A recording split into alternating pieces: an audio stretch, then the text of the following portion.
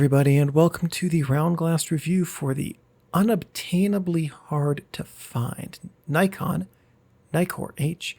I know I'm pronouncing that wrong. I grew up pronouncing it wrong. It's just hardwired. I'm sorry. Anyway, 18cm f2.5 for Bronica. Now, optically, this is the exact same as the rangefinder lenses, which we'll get into, but this review focuses on this lens on Bronica. This lens was made from 1959 until the mid-60s. I couldn't find exactly when it went out of production. Typical lens uses will include portraits, and though I can't show you most of the portraits I shot with this lens, let me assure you that for portraits, it's honestly still kind of amazing, especially on its native format. For your bottom line up front, you will never use this lens in this mount, almost decidedly so. The Bronica book, this is the Tony Hilton book, indicates that only 3 were made. I think that number is low, as I've identified at least 7. I suspect that Steve Gandy's info about 180 of these being closer to, if not spot on. Other numbers I've heard over the years include 800, 125, and 20. The number does not matter, honestly. This lens is incredibly rare.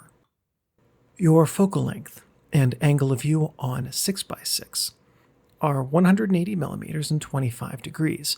That's approximately equivalent to a 97 millimeter lens in full frame terms. The perspective of the aspect ratio does affect that calculation, by the way. The aperture range on this is 2.5 to 32. The element and group count are 6 and 4. The design type is either Ernostar or Sonar. It's probably an Ernostar based on the element balance on the front of and behind the aperture. Filter size is 82 millimeters. The closest focus is a hair closer than 1.5 meters, which, in the US, is 5.003 light nanoseconds. This is manual focus only. The native mounts included Nikkor-S, Leica VisoFlex, and Bronica S. And for the rangefinder models, some adapters existed for both Nikon F and, apparently, Hasselblad V. The dimensions are 179mm by 100mm in Bronica mount and a slightly shorter 141mm in the rangefinder mounts because of the way that the mount at the back of the lens has to be made for the 2 different mount types. The weight from the rangefinders is a svelte 1,700 grams. In Bronica mount, this lens bulks up to a quite noticeable 2,155 grams. My first tip is that this lens is hard to find. I honestly had given up on finding after 8 years of looking, when one randomly fell into my lap because an acquaintance bought an old camera store and the owner had an inventory room he had forgotten about. This lens had never been used when I got it. I did have to send it to SK Grimes for some work after its 5th or 6th use, but it was well worth it, and this is a fun lens to use. The point of all that is, don't go crazy looking for this lens.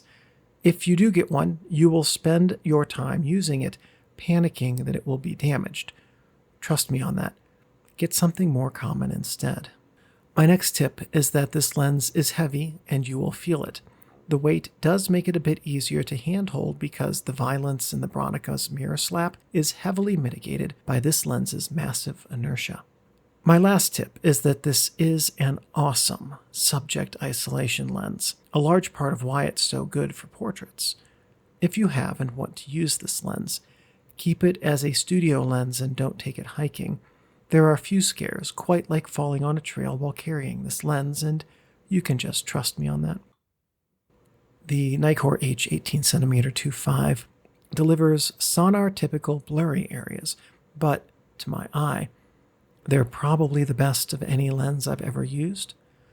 Nikon seems to have placed great priority in this lens' ability to render portraits in a flattering manner. Now, as a footnote, this lens is optically identical to the rangefinder versions.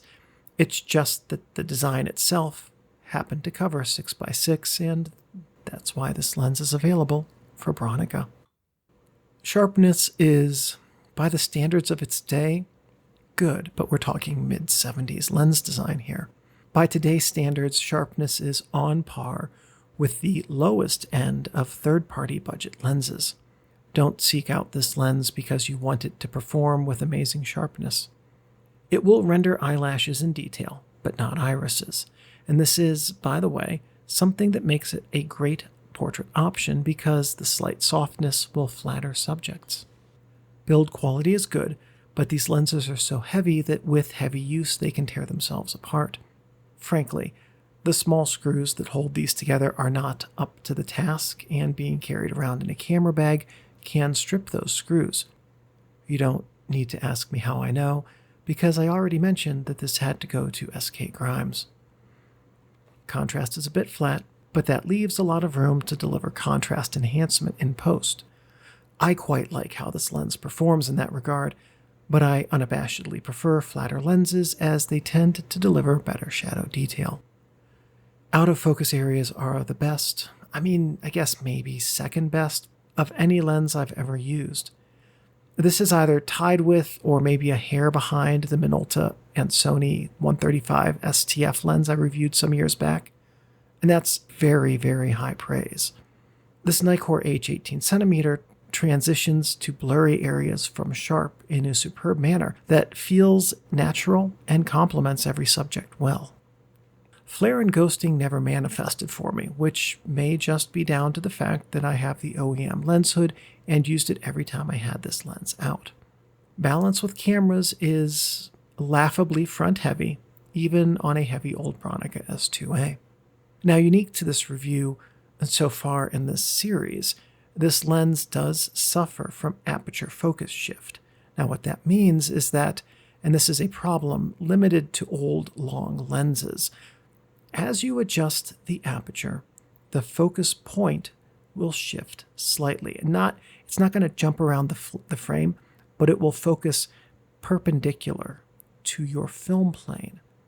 So what that means is if you are focused on someone's eye, and they are, or let's take a non-moving subject, you're focused on the specific part of a tree branch on a still day, and your camera's on a tripod, and you have the focus set at f2.5. When you stop the lens down, the further stop down you get, the more that your lens focus point is going to shift in front of or behind that focus point. It is actually only one way, but I'm ad-libbing this part of the script, and I can't remember which way it is. And the more you adjust the aperture, the more that happens. Now, it's really only an issue at the wider apertures, say around f8, because you still have subject isolation with those and a shallowish depth of field on medium format with this focal length. By the time you get to 16 to 32, your depth of field is deep enough it doesn't really matter. But just be prepared, if you're using this lens, to re-verify your focus point after stopping your lens down to make sure that your focus didn't shift. Now, all that said, compared to the 25cm Nikkor for Bronica, the focus shifting on this lens really isn't bad, but it can materialize sometimes. You will, odds are, never hold or use one of these, and honestly, your objective should not be to go out of your way to do so. These lenses, especially in Bronica mount, are hard to find and expensive and do not perform to the cost that they sell for. Many lenses on the market today, many that cost far less, way less, and are easier to use, will also deliver better images. What does this lens do then? Well, it answers a point of debate. What would a Nikkor portrait lens do on medium format? What it would do is render subjects with lovely isolation, add a pleasing softness that flatters human subjects. For portraits, this lens does one thing and does it very well. It lets your subject know that you are not there to mess around. This lens does one other thing, though. It takes images that are unique among the lenses out there. I know of no other lens that renders images quite like this one, with a gentleness that makes people and animals look good, but also an honesty and light quality in the image rendition that makes landscapes look pleasant on either color or black and white. This lens does truly create unique images, and that so few of them exist for medium format users is truly unfortunate. This lens, in the hands of a master portrait photographer, quite honestly, would have no equal.